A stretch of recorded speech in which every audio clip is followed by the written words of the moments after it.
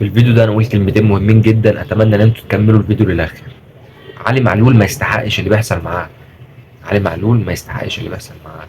علي معلول امبارح بيقعد على الدكه لحد دقيقه 90. يعني ما فيش روبرتو كارلوس مثلا في الملعب، ده كوكا.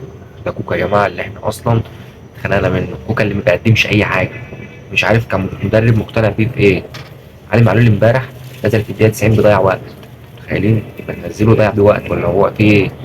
لما جاب الجول حتى ما احتفلش، واول ما خلصوا اللعيبه تحتفل في الملعب، خد بعضه ودار على اوضه اللبس. يا جدعان احنا هنعمله هاشتاج، انا هسيبه في الكومنتات، كل الناس تفعل الهاشتاج ده يا جماعه.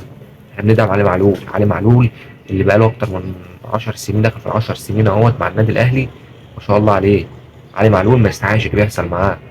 علي معلول لو بنص رجل هيكون احسن من كوكا، وكلنا عارفين الكلام ده. اجابه على المرمى، يعرف يطلع بالكور. بن شرقي اللي نايم اصلا لو مرمى، لاعب زي ما زي علي معلول، هتشوف بن شرقي متألق، انما مفيش. هسيب لكم هاشتاج في الكومنتات، كله فعل الهاشتاج ده يا جماعه، وبصوا انشروه في كل حته.